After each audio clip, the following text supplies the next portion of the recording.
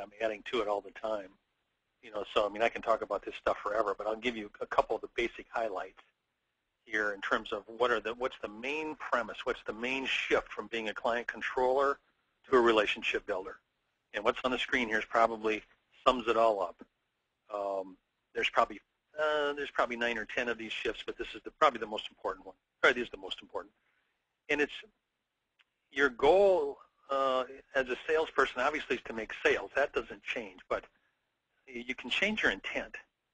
And when you change your intent, basically you're changing it from, if you're going from controller to a relationship person, you're changing your intent from trying to make a sale no matter what to helping the client make an informed decision that feels right to him or her, which also includes doing nothing.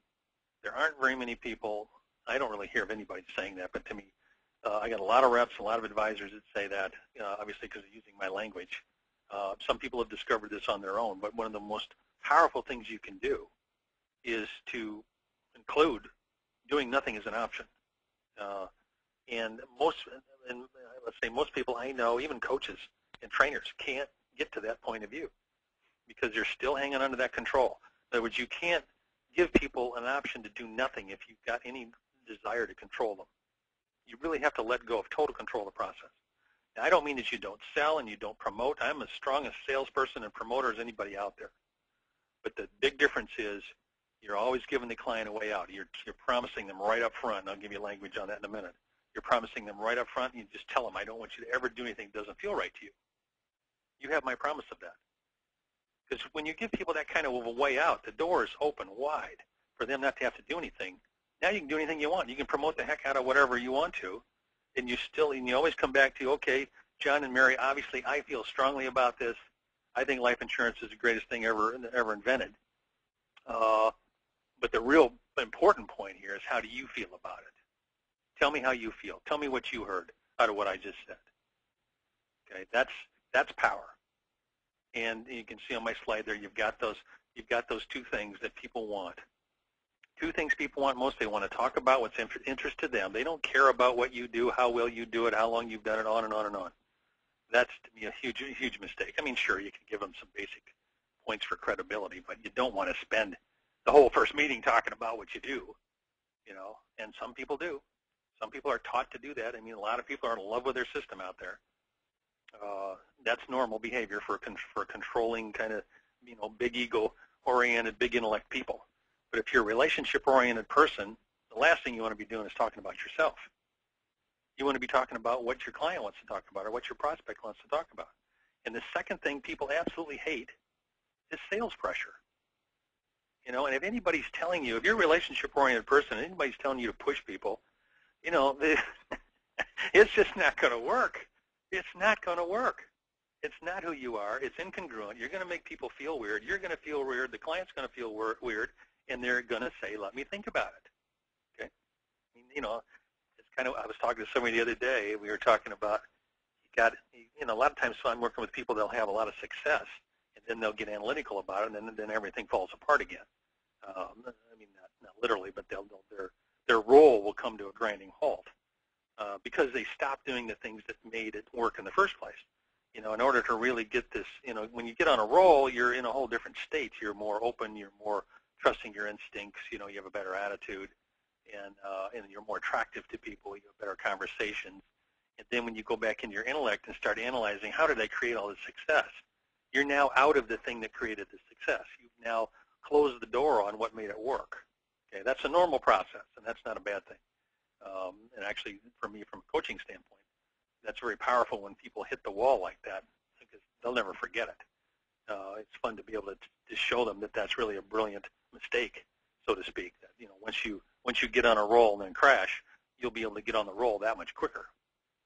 So it's a good thing. But anyway, you're getting the idea. You're changing your intent to helping the client make a decision that feels right to them, rather than trying to sell them something no matter what. It's a subtle difference, but it makes a huge difference in terms of how people respond to you and how you see your job. Because this actually creates a different job. All right. So let me give you some more language here. I will send you a handout after sometime this afternoon. I'll get one out to you. I'll send you an email with this language, so don't feel like you got to write it all down. And obviously, everything I'm talking about today is available for free on the website, my 7-day free trial. But the opening language that I like, and I get everybody using this, and pretty close to the way I'm going to say it too.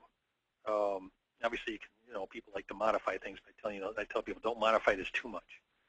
And that is that my main job is to help you make an educated decision or educated decisions about your finances that feel right to you, which includes doing nothing if that's really what feels right. Okay? And then you can go on and say, this is not about me trying to talk you into buying a product. This is about helping you make financial decisions that feel right to you so you can relax.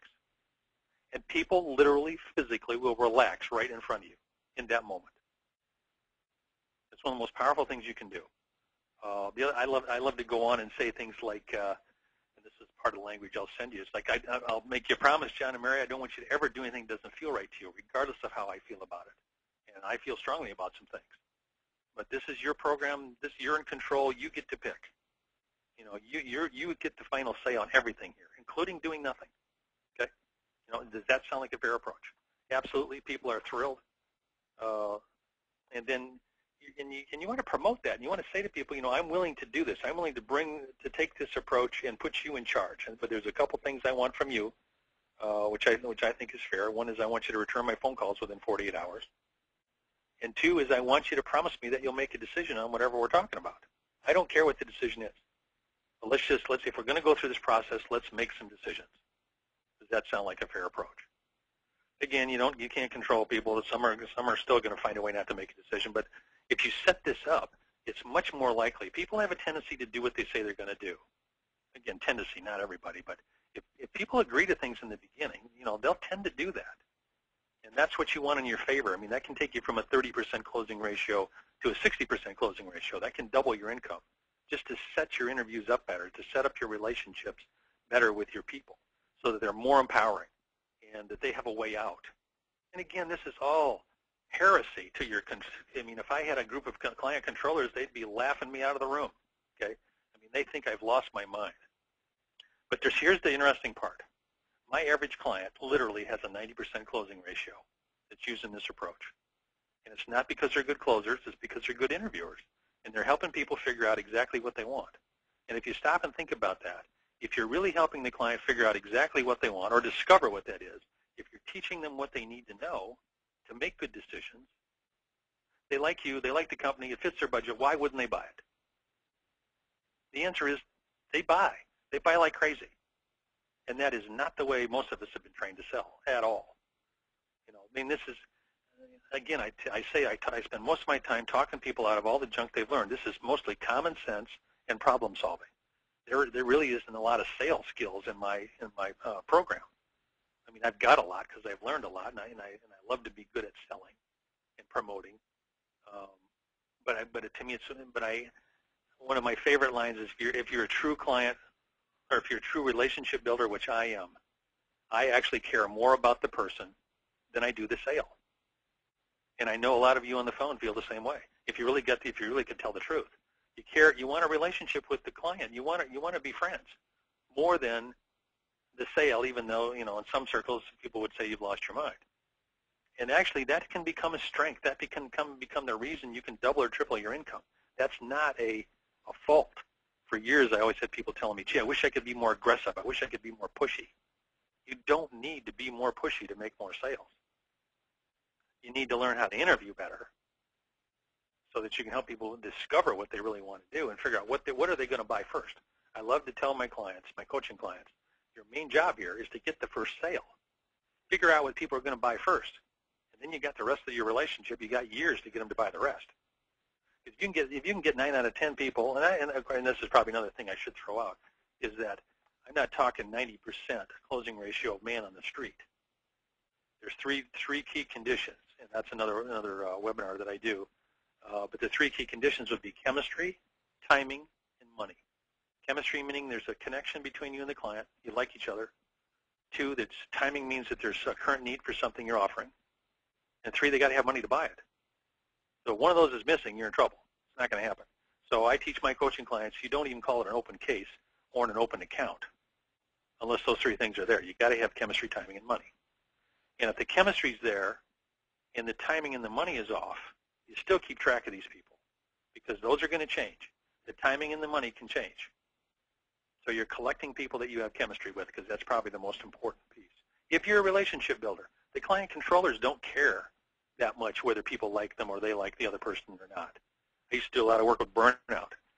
And one of my favorite questions, the guys are just toast, and then their later years in their career, I'd say, do you like your clients?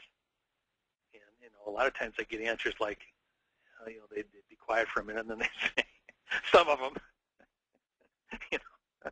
I mean, what a way to go, When to me it's just, I've had people tell me that was one of the most powerful things they did in their career was basically make a commitment to say, I'm not working with anybody I don't have chemistry with. And if you're a relationship-oriented person, you have to do it that way. Because you know what happens, especially if you've been around a while, you know what happens if you don't.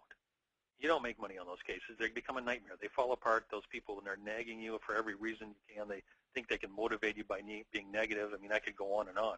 They're people you want to fire as clients when the chemistry's not there. And sometimes you'll write the case because, it looks like easy money. But rarely is it. I've had people almost go out of the business over writing cases with people that they no way should have ever taken on as a client. Sometimes you can save it. You give to somebody else in the office or something. We've done that a few times. But anyway, you get the idea. But I just wanted to make that one little clarification about the 90%, because that's really a main theme of what I'm doing. Is what I'm describing is so much more profitable and so much more fun than what we're taught to do. It's not even in the ballpark close. I mean, your average client controller can't get above a 30% closing ratio. Whereas most of my clients, I have a bunch of clients that kid me and say they're way above 90%. I mean, and they are. It's unbelievable. Again, if you do it the way I'm talking about it, how can people say no if you're really helping them figure out what they want to do? All right. So, language, I'll make you a promise. I said that. I think probably the other thing to say is who would you rather work with? Because this is often a choice you have to make. I mean, you could be a really good salesperson and really good at talking people into buying things. But do you want to work with somebody like that who may be a really nice person, very popular, very successful? Or do you want to work with somebody that's going to put your interests first and really listen to you and really help you figure out what you want to do? Do you want to work with some really good salesperson that's going to sell you something, and you may like the process, but or do you want to work with somebody who's really going to roll up their sleeves and help you figure out what you really want to do and put everything together so you've got a comprehensive, coordinated package or program or whatever you want to call it? Or you can have what a lot of people have is just some kind of piecemeal hodgepodge collection of financial vehicles that don't really work with each other. That's what most people have. Because some good salesperson came in and sold them something. Okay, so that's what people really want. Not only you as the advisor, but the client wants. They want somebody that they want a trusted advisor. They want somebody on their side. There was a study they did not in the last economic downturn, but the one before that. I remember American Express or it was Wall Street Journal, I think, did a huge study. Maybe it was one of those, but anyway, it was tens of thousands of people, and they asked them really to rank three things. One was return on investment, one was service, and then the other one was trust. All right, and you know how that turned out. I mean, in the middle of a downturn, trust was number one. People want somebody they can trust. Number two was service. The third thing was return on investment. That was the least important. Because if people felt that they had somebody they could trust and somebody's giving them good service, they'll the rate of return is going to work out somehow. Okay, nice. So I said I'm going to send you language.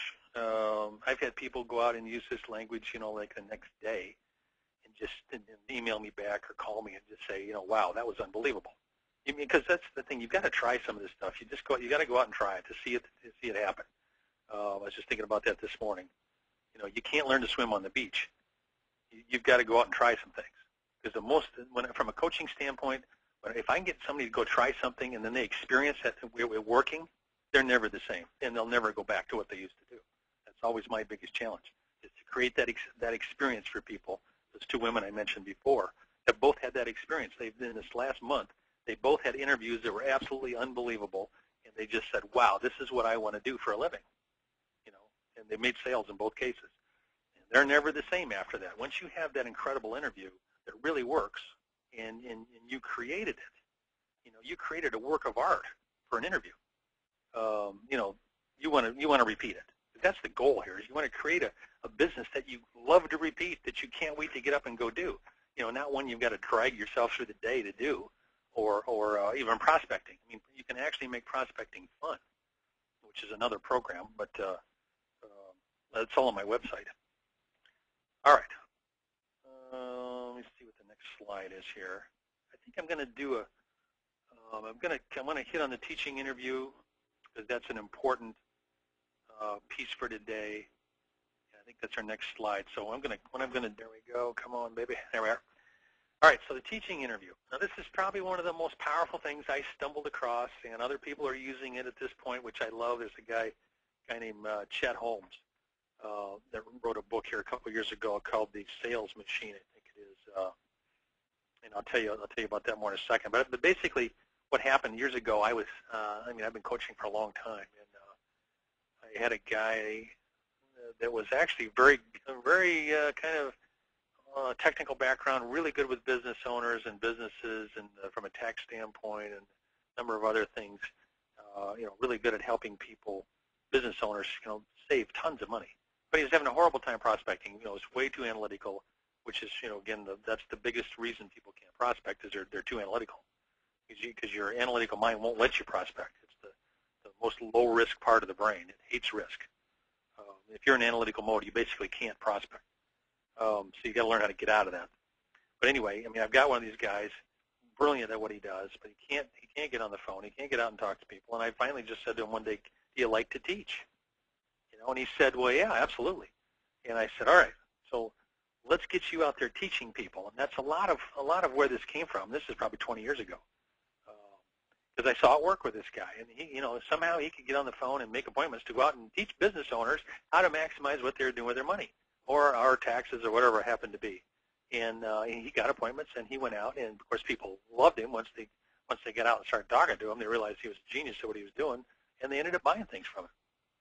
So that's the whole idea of the teaching interview. And there's lots of ways to do it. There's tremendous amount of flexibility to it. You can go in a bunch of different ways. You're not stuck with any particular program. I tend not to teach any one particular way of doing anything, because there's what I find my strength in my coaching for many years now has been teaching people to fit the business to their style and strengths and values. Okay, so I've seen everything work you could possibly imagine. So as soon as somebody says you've got to do it this way, I start laughing. Because that means they're in love with their system, But so then that's okay. It takes all kinds. I'm not trying to change the client controllers of the world. A lot of them are happy. A lot of them aren't. But a lot of them, there's no way they're going to give up their control. So Chet Holmes, let me get you. He calls it educational marketing. Oh, the ultimate sales machine. There it is. This is the book. He's a big hitter consultant, Fortune 500 companies, and they were working with a billion-dollar newspaper company, and they'd had 4 years of straight declining sales. And the salespeople were basically saying, "Hi," I'm making phone calls. "Hi, I'm with XYZ Gazette, and we'd love to come out and talk to you about our advertising." 8 out of 10 people would say no. And then you got them to change the pitch to, "Hi, I'm with XYZ Gazette, and we have a new program to teach business owners like you how to be more successful. Have you heard about it?" Well, no, I haven't. Tell me more. So, as a newspaper in the community, we feel it's our moral obligation to help local business owners be as successful as possible. So we've commissioned some research and found that there are 5 things that make all businesses fail. Additionally, we found that there are 7 things that make all businesses succeed. So we are meeting with, and then usually name competitors. We're showing the people in this, and we're showing them this data. Would you like to see it as well? Well, who's going to say no to that? And that's the point. They went from 2 out of 10 appointments to 8 out of 10. Okay, so, and I'm not saying you need to go do a study or hire somebody to do research on what, but you could do something like this. And to me, I have most of my coaching clients. I have basically offering information, offering to teach people how to do better with their money. And people are very open to that. Especially if you, I've got phone language here, which I'm going to go over. Let's see.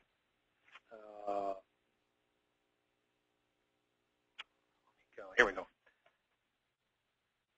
Yeah, let's do my phone language. And basically here, instead of pitching a product or something to sell, which we all get taught to do, we're really going to pitch an hour. We're really going to pitch some time to learn. Let's get together and let me teach you what I can. And here's the phone language. If you have a referral, use it. You don't have to have one. But it's, hi, John, this is Sid Walker. How are you doing? I love to say how you're doing. Some people say don't say that. You sound like a salesperson. I think that's nuts. One of the most important things you can do is get people involved in the conversation as fast as possible. Okay? Otherwise, you're going to lose them. I mean, if somebody calls me up and starts pitching me on the phone and doesn't include me within the first 5, 10 seconds, I just hang up. I refuse to give those people the time of day. If somebody calls me up and connects with me and says, hi, Sid, how you doing? Or, just keep you a second, if you got it, or if you got a minute, or if you got a second, or whatever it is. Somehow they got to ask me something, and they engage me so that I get to respond. That person I'm going to listen to, person to person. Okay. And that's your first blush. You may want to have a second way to say that, but you'll find that to me, this works I've got lots of clients in New York City and Manhattan. That's always been my test. If what I'm doing works there, it works anywhere, especially the low-key approach.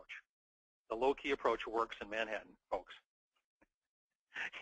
The driver control central of the world.